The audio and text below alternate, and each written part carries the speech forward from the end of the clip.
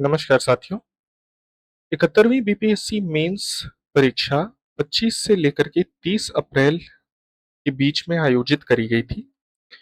परीक्षा खत्म हुए लगभग 3 महीने बीत चुके हैं और 3 महीने बीतने के पश्चात जैसा कि मीडिया में खबरें चल रही हैं और तमाम लोग स्पेकुलेट कर रहे हैं कि रिजल्ट अब कुछ ही दिनों में प्रस्तावित है। तो ऐसे में सभी के मन में ये बार-बार प्रश्न उठ रहा है कि 71वीं बीपीएससी मेंस का कट ऑफ कितना हो सकता है। तो अगर हम बीपीएससी मेंस के पिछले वर्षों के कट ऑफ की एनालिसिस करें, तो हम देखेंगे कि 70वीं बीपीएससी में मेंस की कट ऑफ 445 नंबर गई थी, जिसमें कि कुल 2000 से ऊपर के पद थे। 69वीं बीपीएससी में कट ऑफ 466 गई थी, लेकिन उसकी तुलना में उस वर्ष पदों की संख्या भी 475 से 479 के बीच में थी। 65वीं से 68वीं बिहार पीसीएस मेंस की एग्जाम की यदि हम बात करें, तो जो कट ऑफ रही है वो लगभग 435 से 460 नंबरों के मध्य रही है, पदों की संख्या के अनुसार। ठीक। तो अगर हम 71वीं बीपीएससी की बात करें, तो इस वर्ष पदों की कुल संख्या 1298 रही है, जो कि पिछली बार से लगभग 700 से 800 पद कम है। ठीक। लेकिन क्या सिर्फ पद ही कट ऑफ का निर्धारण करते हैं? जी नहीं।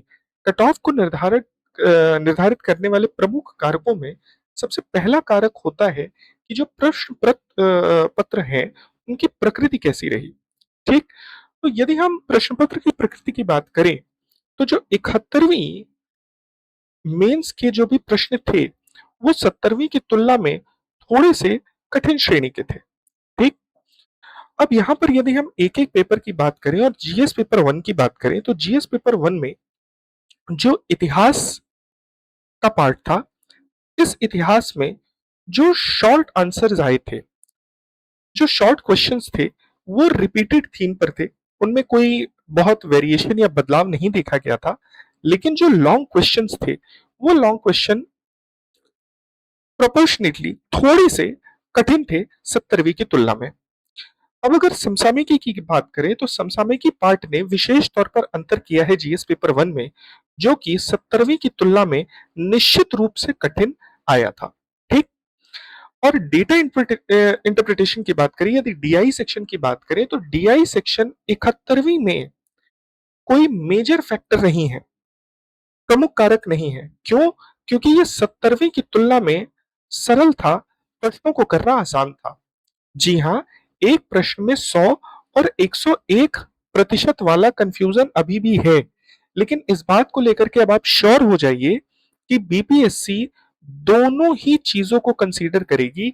यदि आपका उत्तर सही है, उत्तर अर्थात यदि आपने चाहे 100 माना हो, चाहे 101 माना हो, 100 और 101 मान करके यदि आपने गणना सही करी है, कैलकुलेशन सही किया है और आपके जो स्टेप्स हैं वो भी सही है, तो आपको नंबर दिए जाएंगे। ठीक। 70वीं में डीआई के प्रश्न काफी कठिन थे, प्रश्नों को हल करने में समय लग रहा था। इस वजह से जो डीआई था, वो जीएस पेपर 1 में एक प्रमुख फैक्टर बन करके उभरा था, जो कि इस बार नहीं है। तो एक सेक्शन आपका आसान होता है और बचे हुए दो सेक्शन कंपैरेटिवली 70वीं से थोड़े कठिन बनते हैं। अब जीएस पेपर 2 की यदि बात करें, तो जीएस पेपर 2 में चाहे राजनीति विज्ञान का सेक्शन रहा हो, चाहे भूगोल और अर्थव्यवस्था का सेक्शन रहा हो, यहाँ पर जितने भी प्रश्न थे, वो विश्लेषणात्मक प्रकृति के पूछे गए थे। ठीक। रिपीटेड थीम से हट करके प्रश्नों को पूछा गया था और विज्ञान का जो सेक्शन है, वह भी निश्चित रूप से कठिन आया था। अगर आप 70वीं बीपीएससी का पेपर देखेंगे मेंस का, तो वन लाइनर क्वेश्चन थे, जबकि विज्ञान में आपको प्रॉपर बड़े-बड़े पैराग्राफ वाले क्वेश्चन देखने को मिले हैं। ठीक।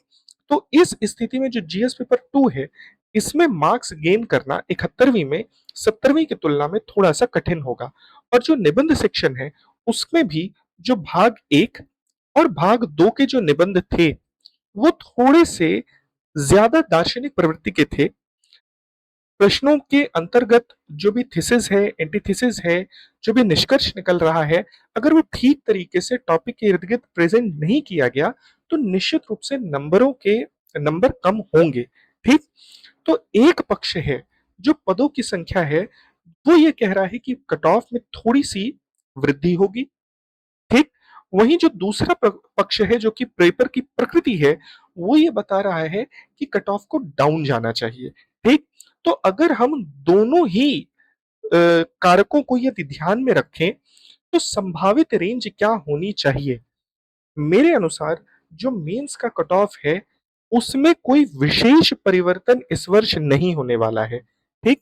जिनको लग रहा है कि कट ऑफ बहुत ज़्यादा हाई जाएगी या कट ऑफ काफ़ी ज़्यादा लो चली जाएगी, तो ऐसा कुछ भी नहीं होना है। आपकी जो कट ऑफ है, वो 435 से 445 नंबर के बीच में ही हॉवर करेगी, उसी के बीच में इधर-उधर मूव करेगी, ठीक? जो आप बिल्कुल मिड पॉइंट ले सकते हैं। आप मान सकते हैं कि 440 नंबर, 442 नंबर के आस-पास आपकी कट ऑफ जानी चाहिए, ठीक? अब यदि हम बात करें कि जो परीक्षा परिणाम है, उसकी संभावित तिथि क्या हो सकती है? तो देखिए परीक्षा परिणाम की संभावित तिथि पर चर्चा करने वाले 2 बिंदु हैं। पहली चीज़ तो ये है कि नवंबर एंड में हमारे जो चेयरमैन साहब हैं, उनका रिटायरमेंट है। ठीक है? तो एक पक्ष ये कह रहा है कि वो कोशिश करेंगे कि अपने रिटायरमेंट से पहले फाइनल रिजल्ट दे दें। क्या ऐसा ही होने वाला है? वी डोंट नो, ठीक? बट एक पक्ष ऐसा बोल रहा है कि वो फाइनल अपने रिजल्ट से फाइनल अपने ऑफिस से पहले, अपनी टर्म से पहले रिजल्ट देना चाहेंगे, ठीक? ऐसी स्थिति में यदि वो नवंबर एंड में रिजल्ट देना चाह रहे हैं, तो निश्चित रूप से कम 60 से 70 दिन चाहिए होंगे।